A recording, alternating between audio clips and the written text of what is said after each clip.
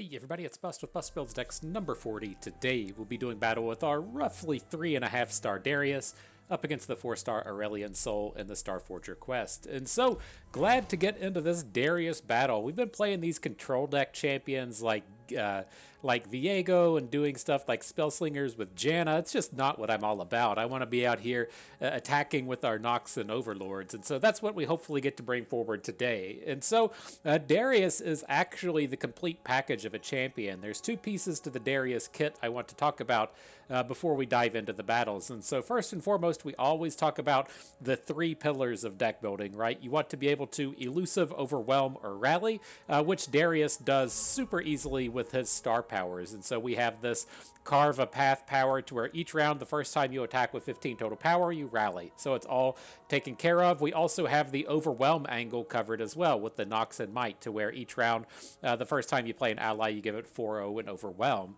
That Nox and Might also ties into the second pillar with the scaling. Every turn that we play a unit, we just get this gigantic bonus turn after turn after turn. And so that's completely covered off. Where the deck is a little bit weak is going to be in the space of having some kind of interactivity, a stun, a removal spell, or whatever.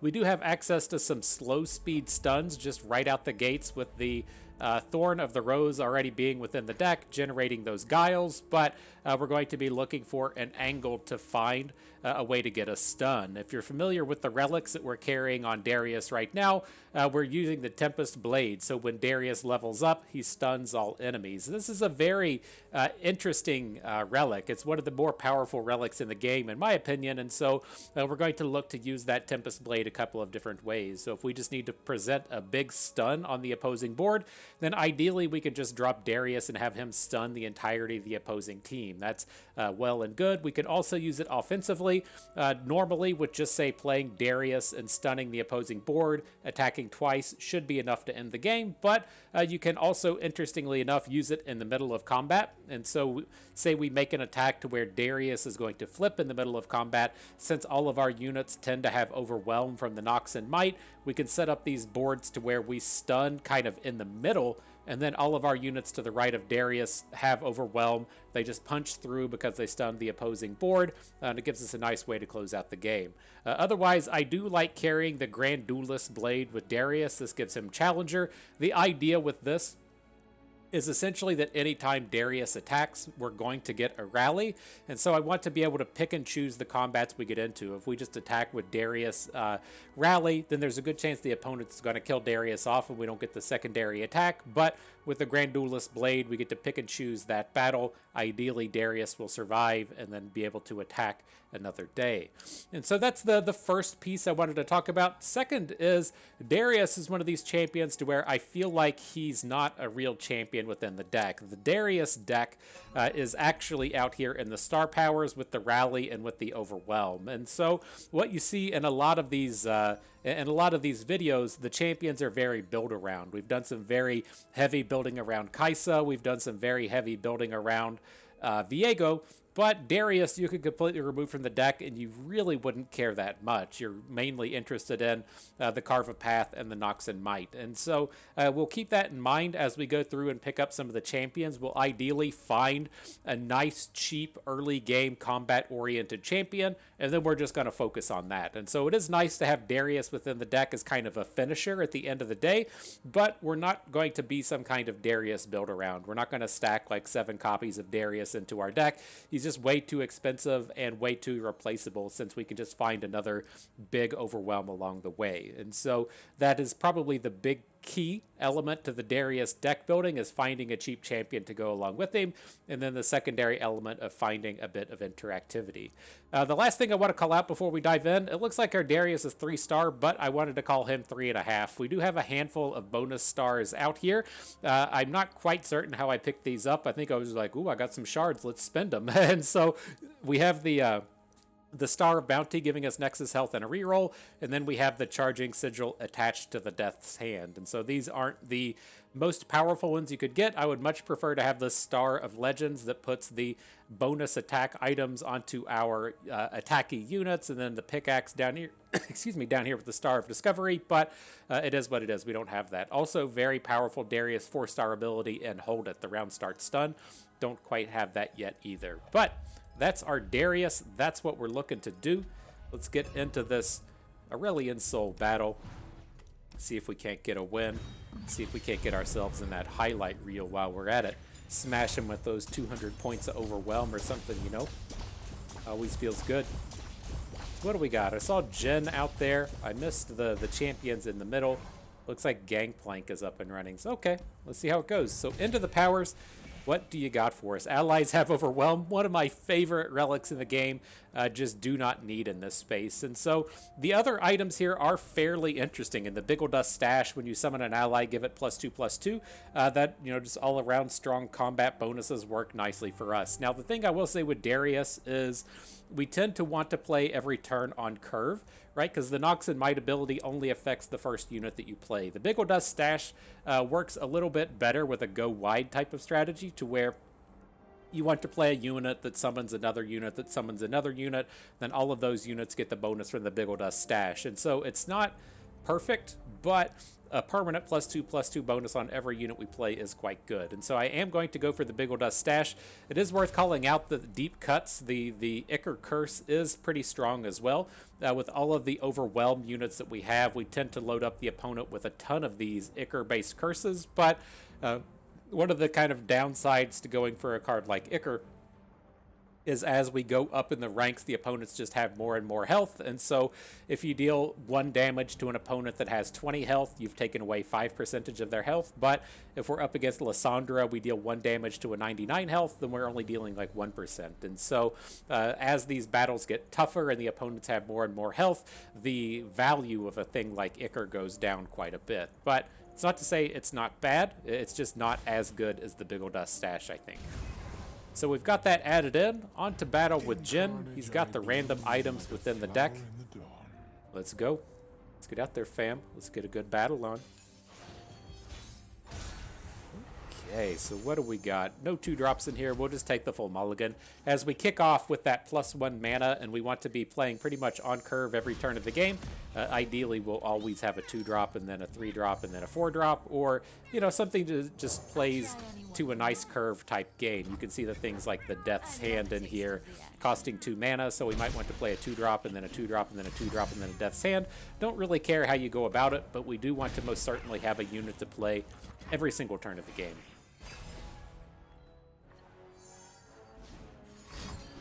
All right, opponent's bringing out the Drains, doing some gen stuff. Not that bad. I'm just going to go ahead and drop the Affectionate Poro so that we have the mana to be active with this Death's Hand. I don't think that we're going to need it, but I do want to hang on to it. Now, one of the kind of interesting things to call out with cards like Death's Hand, as we are out here in the early game, is since everything, you know, pretty much has Overwhelm, it does give us an opportunity to just kind of deal extra damage via the Overwhelm, right? So if we come out here, we make this attack, and then say we play the Death's Hand onto the Spiderling, it's kind of like dealing extra damage, right, as we nuke away some of the opposing health. And so it's a thing to kind of keep in mind. I do you know, tend to cut some of these removal spells. I usually lean towards things like Bloody Business to come out, but it's important to know that you can get some of that extra damage in if you just wait until combat. And so I'm sure it'll come up at least once on the day. The 3 total damage Death's Hand doesn't sound that great, but when you think of it within that mindset and you start thinking of Death's Hand dealing 7 damage, it sounds a lot better. And so, reasonable enough stuff. I'm interested in the Ruined Reckoner here. Having these Midnight Raids to get additional attacks in each turn is quite good. Otherwise, Take Heart and Fury of the North, I don't think we need too much more combat interactivity. It tends to be, like with playing Noxus, if you want it, you can find it.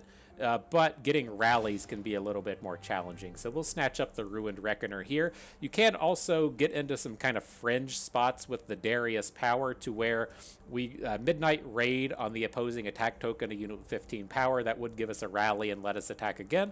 It's not impossible to get up to 15. It's just not super easy to do. And so, diving into the support champions, again, we want somebody cheap, right? I want champions that I can just put on the board out here in the early game, and we're not quite there with these. I could see an argument for Misfortune, she can definitely come down and just boom, right? If we think of all of our powers combined, you know, if we want to Captain Planet out here with Miss Fortune, she should be like a 9/5 free attack when she comes down on board. It's just, she's a little bit more expensive than I want to pay. I mean, maybe it's okay. Maybe it's not that bad.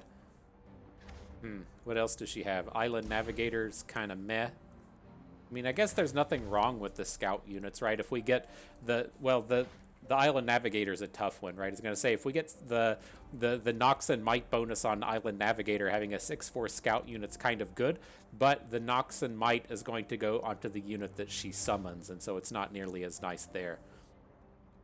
Okay, well, I'm trying to think. It's like Miss Fortune is right on the fringe of what I'm kind of okay with. We do have 5 rerolls, so we could look to use them, but alright, fine. I've convinced myself, and so we'll move forward from there. I'm not opposed to going to the healer and starting to get cuts. Emperor's Guard, not 100% certain what that does. I think it lets us get cards from the Emperor's deck into our deck, and then an item chest at the bottom is not that bad. I'm kind of okay with just stacking the cards that we already have, as opposed to cutting them, I think. And so let's go head down towards the item chest. And we'll battle through Ash along the way.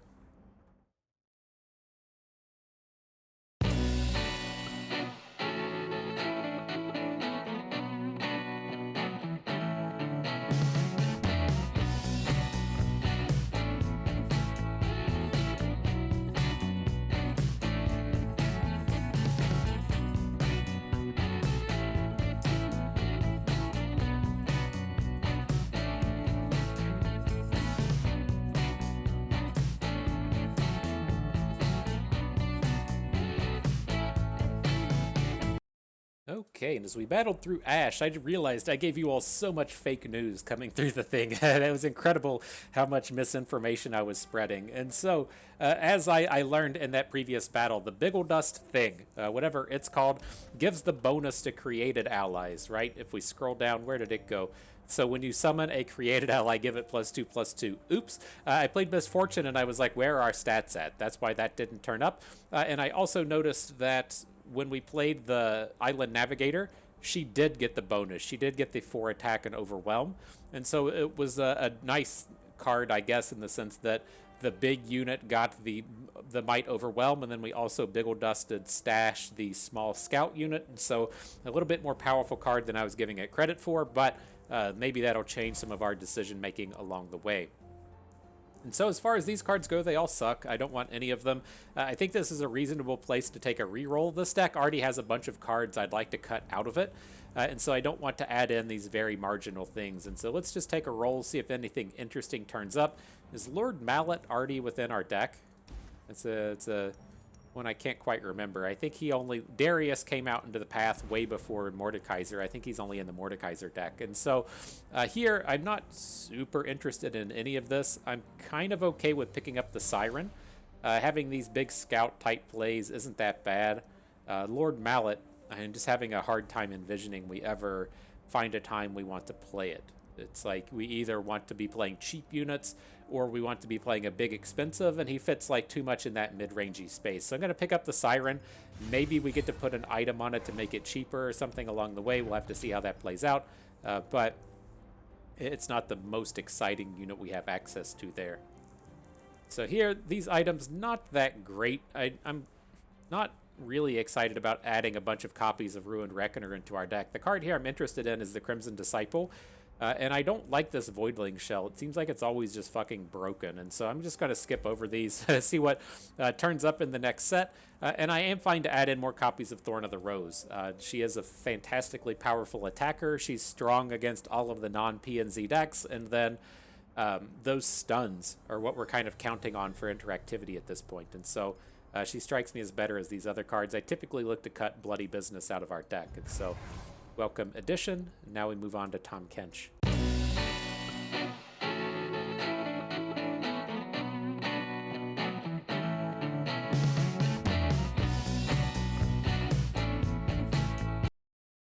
Right, so easy round against Tom, another fairly weak set of cards. Like, I'm kind of up in the air where this goes. Like, I'm not quite willing to re-roll these. I want to save the re-roll for more high-powered reward sections, and like the Reckless Trifarian with Mana Deposit fixes a lot of my problems with him, right? I don't want to spend, all right, say like we have the odd attack token, and then we look to play the Reckless Trifarian on the second turn of the game.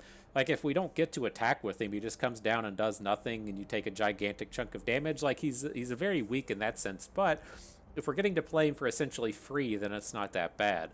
Otherwise, Apprehend, while we already have Darius in our deck, is kind of okay. I think for these slow speed stuns, though, I'm fine with what we get out of Thorn of the Rose. And so, especially now that we're adding mana deposits to Reckless Trifarians, not too crazy to think that we play a Reckless Trifarian on one turn, follow it up with Thorn of the Rose, just have that stun in hand, and then we move forward from there and don't really want to have those two cards competing, right? We don't want to just be like, oh boy, do I want to play Guile or Apprehend? Like, we don't need that kind of agency. We're good enough with just the Guile. And so we'll pick up the Trifarian, move forward with him. What do we got now? Into a spells chest. Anything good? No, it's just a bunch of garbage. I think I'm gonna walk past this one. I don't quite want to reroll. Into the shop. See if we can't get a good power or something. Bouncing blades, don't quite want. As far as the units here go, definitely don't want this like Voidling Shell Reckless Trifarian. It just seems so broken. I'm pretty certain that if you use the Voidling Shell, it could just take Challenger off of her. And so I think we'll skip over that. A lot of just fairly weak cards across the board here. I'm leaning towards just rolling the power and seeing if something turns up, but I'm really regretting not going to the healer and just cutting a card. Fine, I'll just pick up the Bouncing Blades. There's no reason to not take it. We're not really strapped for cash or anything at this point. We'll skip over these. All right, whatever. Into Gangplank. I guess, you know, knowing that Gangplank was the next one, if we had to focus in more on these Aurelion Soul runs, like knowing that we're picking up Bouncing Blades going into Gangplank would be fairly relevant, right? Given that it gives you the angle to just shoot down the powder kegs, but it's not really the deck building direction I'm looking to take here. Bounty Board knows me name. Let me show you what I can do. But, I mean, I guess it at least fits in curves like this, right? If we want to just, say, play the Crimson Disciple and then play the Legion Grenadier, we have that mana behind to cast a Blade's Edge, so that if he wants to come in and play a Make It Rain now, we're not just completely hosed. My turn. Looks extra good here as well, in the sense that if he wants to block with his Gangplank, we can post-combat Blade's Edge him off of the board. Definitely don't want to do a mid-combat Blade's Edge there. Like, we drop the Blade's Edge and then he's like, LOL, make it rain. We're just going to lose that game. And so, most certainly worthwhile to wait.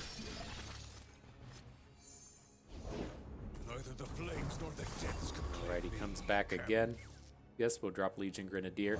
I'm looking to get these Crackshot Corsairs down post-combat, but I'm not entirely certain that we even need them.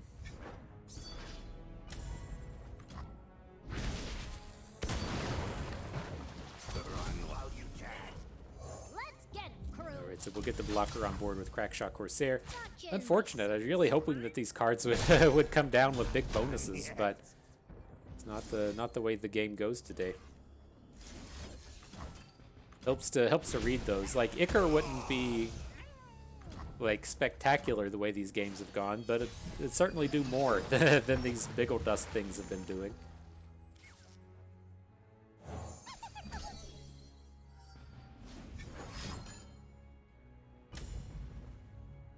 We want to just nug 5 damage off this. I don't think it's that bad. We might find ourselves, well, I guess we do need to kind of be mindful of how Gangplank actually works here. Jesus Christ. I was worried about knocking him down to 15 and having Gangplank just show up and causing problems, but okay. Guess we'll be kind of counting on the Siren to do something a couple of turns from now. That's not too crazy, though.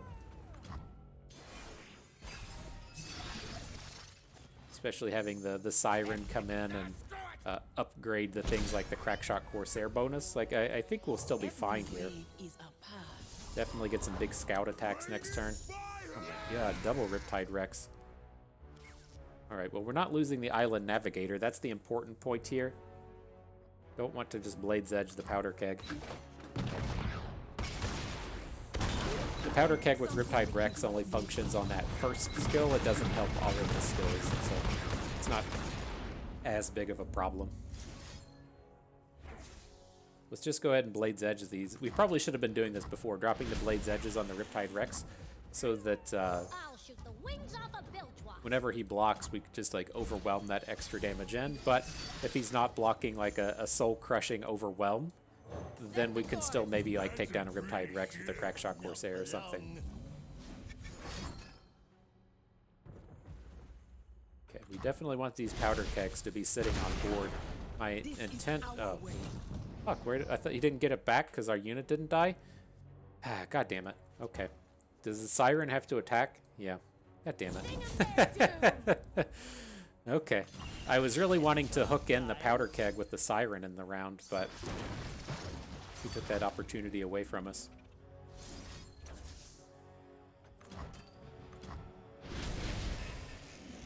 Alright, so all around big bummers. Like, I think we're still okay next turn. Like, he's gonna draw the Dreadway or whatever comes off of the neg health thing, but I think playing Thorn of the Rose is enough to stop what's about to happen.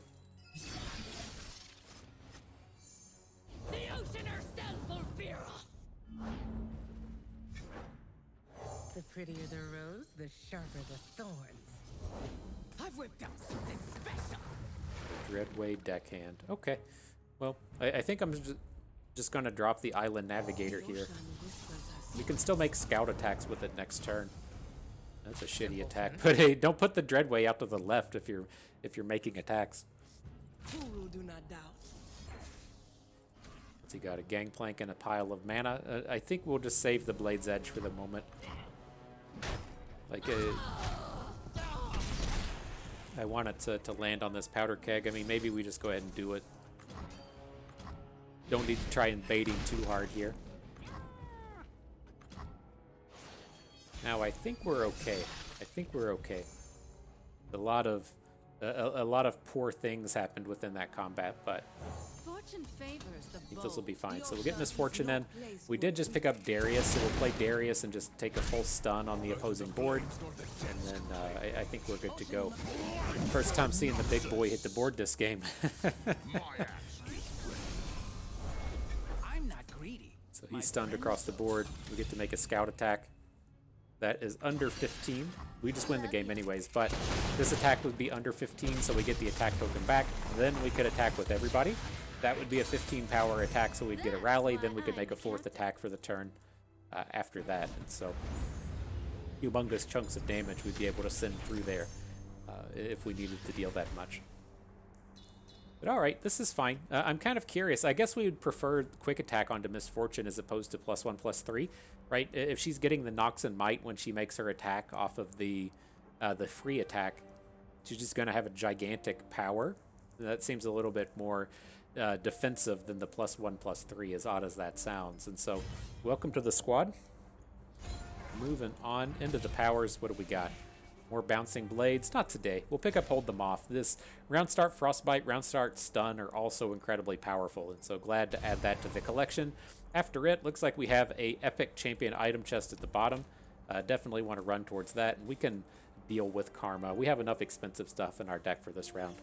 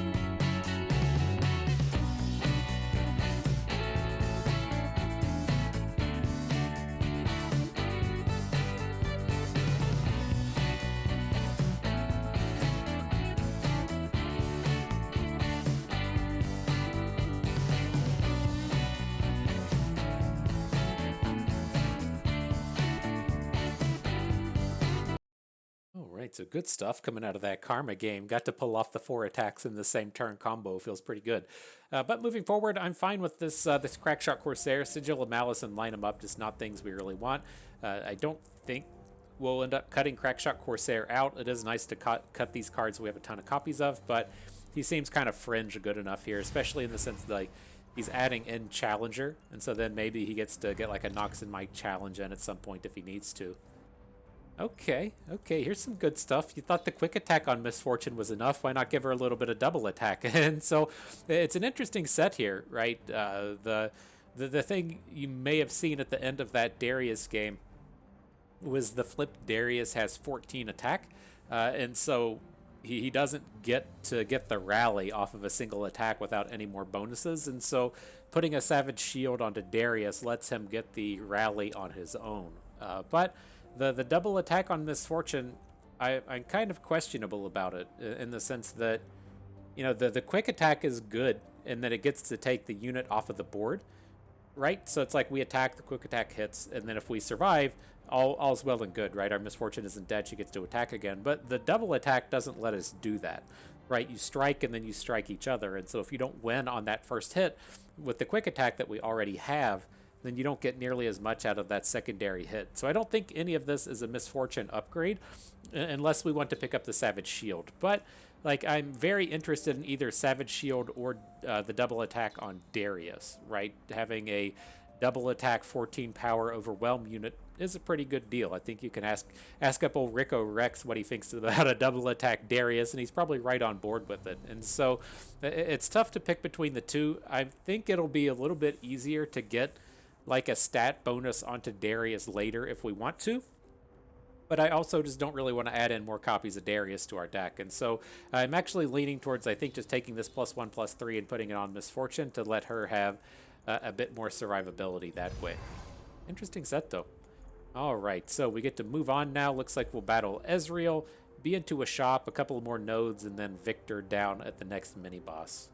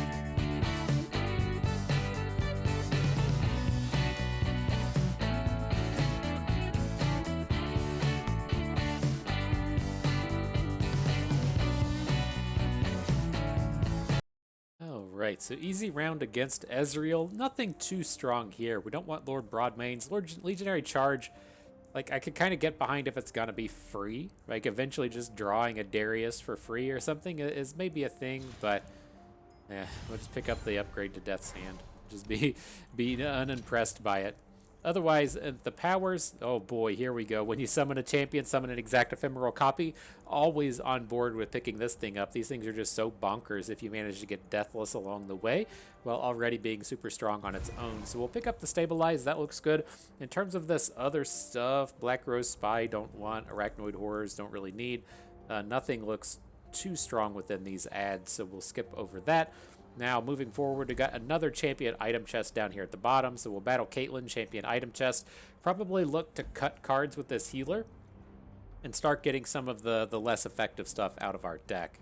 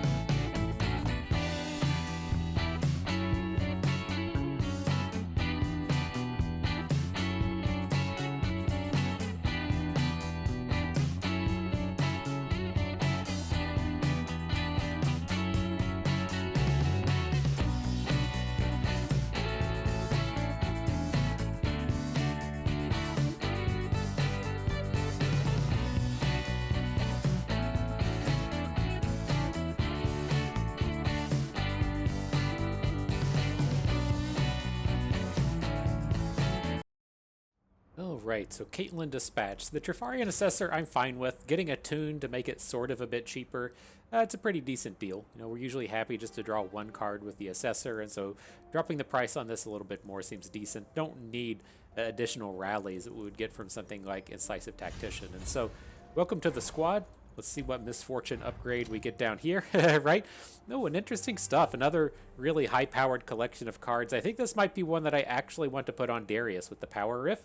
The Phage and the Colossal Hammer both fine. It's tough. Like, we're playing him in the kind of later game anyways, but like, how often are we realistically going to pull off those like rally combos, right? And so maybe he's okay to just leave it home, since it's so tough to get both him and the Reckoner on board in the same turn. And so let's give him the Power Riff, at least make him a little bit cheaper, maybe help us live that dream one day.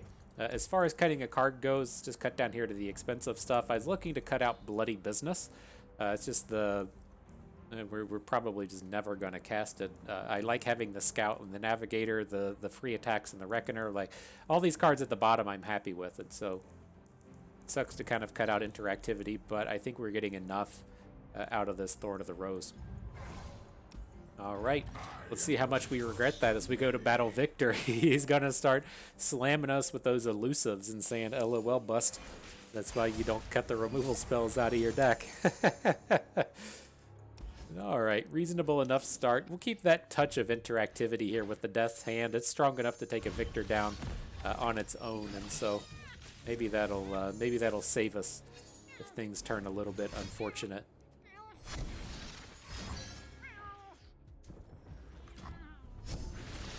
Alrighty, Scrap Dash Assembly on board. Not a big deal.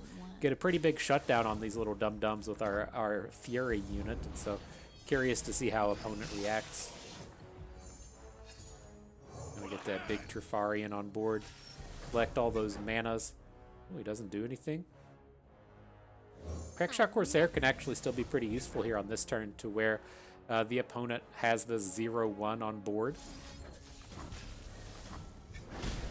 Can't just drop Viktor, right? He costs 4. Broke my hand, so I got a new one. Go on, shake my All right, hand. do we just win the game? It's always a valid question with this deck, with the nonsense we're just spewing right at him. Yeah, 18 coming in. Solid round, Viktor. Very challenging. Very challenging game of Path of Champions we just played there. What a bunch of nonsense. GG, my friend.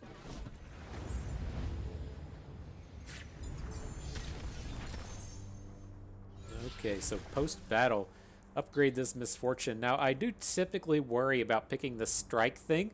If you've seen like these games to where the opponent has just the double stat champion on board, we play Misfortune and she's going to immediately die. Like, I don't want Reckoner's Mark, but this Consuming Wrath seems reasonable enough. Again, like, if we're planning on making these attacks happen with quick attack, then just getting that +4 attack seems pretty strong. I think we're definitely on board with it.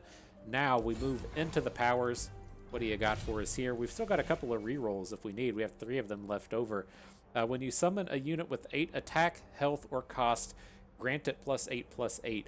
Now, I'm interested in the Titanic Wake. There's 2 things, right? I'm not 100% certain on the rules of Path of Champions in terms of the way the sequencing goes, right? If you're thinking the way, like, the strongest unit on board is, it's the attack power, then if there's a tie you look at toughness, and if there's a tie you look at mana cost, and then after that it's a random roll. And so with something like Titanic Wake and the powers, our first unit getting +4 attack often gets it up to 8 attack, and then it should get that additional +8/+8. And I'm curious if that just goes directly in order. I think it does, right? So when checking on how our abilities are gonna roll, I think it goes from the bottom up on this screen. So you carve a path, then stamina, then Nox and Might, then you Biggle Dust, and then you go up and up and up. And so I think the Titanic Wake is going to work for a lot of stuff within our deck. Now, if we just continue on with this being more fake news, right? I'm spreading all of the boomer nonsense on Twitter today. The next thing I'm at least very interested in with this, and I know should work, is our 8 attack Misfortune. And so at getting this 16 attack Misfortune that's also going to duplicate herself is powerful enough. And so I'm curious if this works, you know, on literally everything. If not, it's still going to be good enough on our Misfortune.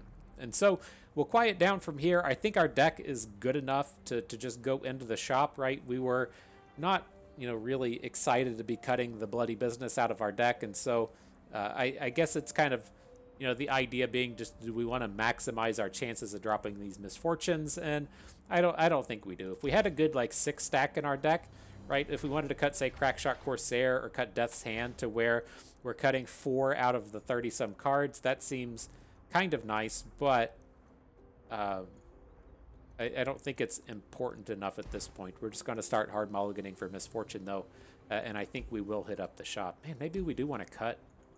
It's just the cards that I want to cut, we already have a ton of. Or we don't have a ton of, right? I don't really want to cut these Crackshot Corsairs out of our deck, and so, all right, we'll go up to the shop.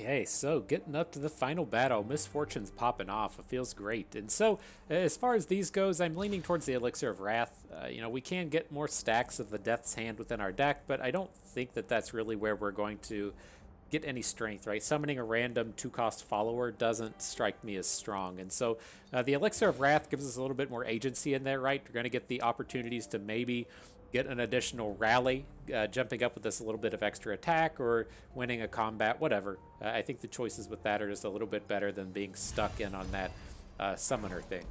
And so, up against Aurelion Soul, he's on the mana gem one. We got to get at this hard and fast.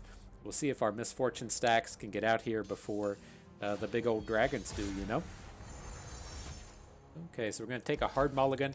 Again, our Misfortune is pretty much everything. The Reckless Trifarian might actually be good enough to keep in this space, but we'll have to see. Now, we do get Apprehend. I don't know if you caught that as the battles were happening. We got a start in hand Apprehend, and I'm typically happy to snatch those up whenever they make an appearance. Just guarantee that we'll have a start with some interactivity, and you're so likely to just not draw the Apprehend that having it start in your hand is a pretty good value.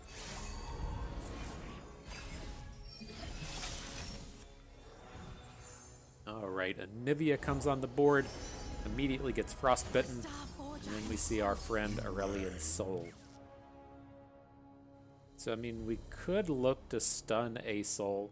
I think we just have to be okay with him flipping, and then we can look to maybe get something on an open attack next turn. Like, the can't block is a bit detrimental here, but I think it just kind of is what it is. Now, the thing that I was interested in here was if we had a way to just, like, drop his power enough to where a Soul wouldn't flip, but we're going to be a little bit short of that.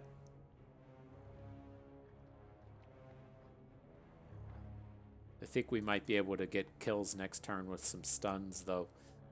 So do we want to just bank the mana? Probably do. So let's take this Blade's Edge into Aurelion Soul. I don't think I care about any of the additional dragons that can come down. And then we'll save all of this mana and trying to hit with Guiles and Apprehends. so that we can stun all of these big stats off of the board before we make our attack here. I think that's how we want to go about it.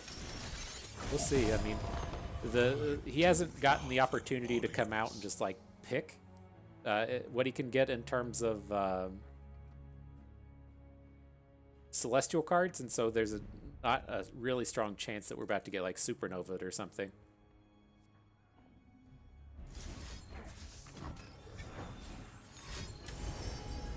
He's got a little bit more choice in the matter now. A little scary, and a Living Legends. Oh boy. Oh boy. How bad's it gonna be?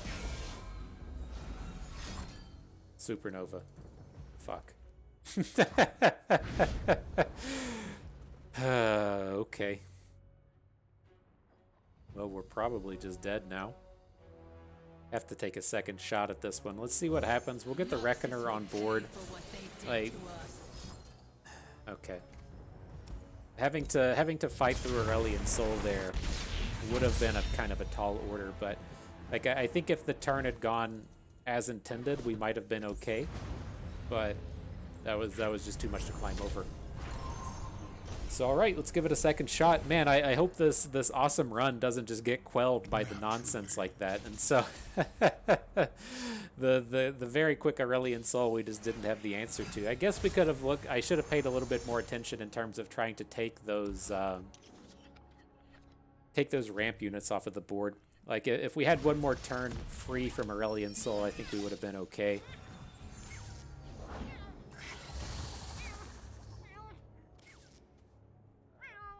Let me show you what I can do. Shape the skies and mold the earth. Let's see what Interesting you attack. can do. It's like I saw the ramp unit come down and I was like, oh fuck, here we go again. Here we go, part 2. But it seems like it might be okay. Jarvan coming down isn't as scary, right? He doesn't have the barrier. And then Aurelion Soul costs 9. So I think we might be okay. Let's pop off with Misfortune here. If you haven't seen her, the fake news didn't happen with this. This was very real, what happens with Misfortune. So she gets the gigantic attack in, and then we get that additional Titanic copy of Misfortune out here. So we're making a triple attack this turn. I think like from this point, we're just okay.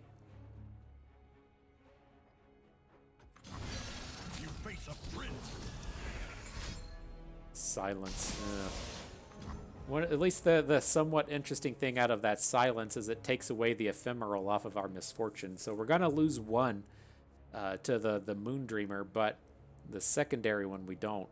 And why don't we get a rally here? Oh, Misfortune's free attack kicks off the rally now. Okay. That's kind of a bummer. So it's not as good on our token. It's stronger on the opposing token than our token. Right, so you play the Misfortune for the free attack. She has a million attacks, so you get the rally on the opposing turn. Gotcha. I think we're... I mean, famous last words. I keep saying I think we're okay.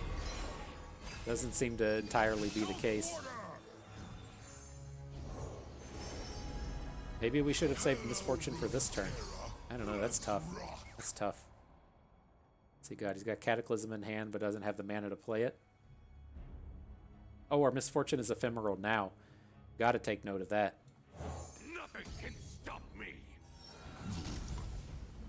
But you can't block. Fuck me. I was like, well, at least I know he's going to attack with Aurelion Soul, and then we can just block with Misfortune and get the problem out of here. But man, I think we're gonna end up losing this one. God damn it. Cover me, Crackshot. You got it, Captain.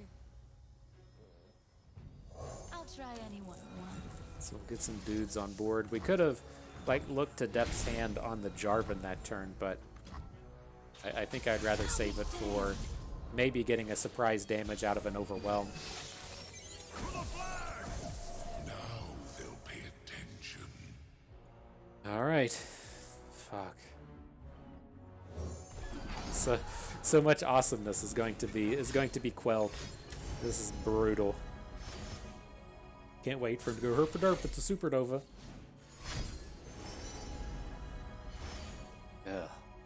This mana gem round is always so tough to beat. Supernova it is. All right, good job, my dude. So, so much for winning that one. And so I don't know. We could have tackled that a little bit differently. There's a couple of things with that one. In that last game there, we did have the opportunity. Like we very real chance that we just played Misfortune on the wrong turn. Like we maybe should have just say played the Trifarian, played another unit, got some attacks in, and then on the follow-up turn, just played Misfortune, gotten the free attack, and then used that for the rally. Like that's probably the main mix-up that I made there, because I did get into our attack token and I was like, oh cool, we got 3 mana, let's play Misfortune, and didn't think into that too hard, because with her making that free attack and taking the rally away from us was a bit of a bummer. And so we definitely messed that up. And then on the other hand, we did take the removals out of our deck. I'm not certain we would have had the space to really make the removal work, right? As you look at that last game and you say, what are we going to bloody business here, right? Just nothing. Everything has 40 health, and so we don't have any real targets for it. And so I'm not certain if there was any interactivity we passed on. I know over the course of the event, we did miss out on some gauntlets, the thing that just captures the most powerful unit from the opponent. And so maybe adding something like that to our deck would have been pivotal as well. But man, what a bummer to lose out on that run. Such high-powered awesomeness coming out of this Misfortune, to just have it taken away at the end by Aurelion Soul. Sad me. I hope you're not sad, but I understand if you are. And then that is going to do it for us today. So if everyone enjoyed the video, hope you maybe learned a thing or two along the way. You had a good time watching. This is Bustin' Weed. Thank you for being here.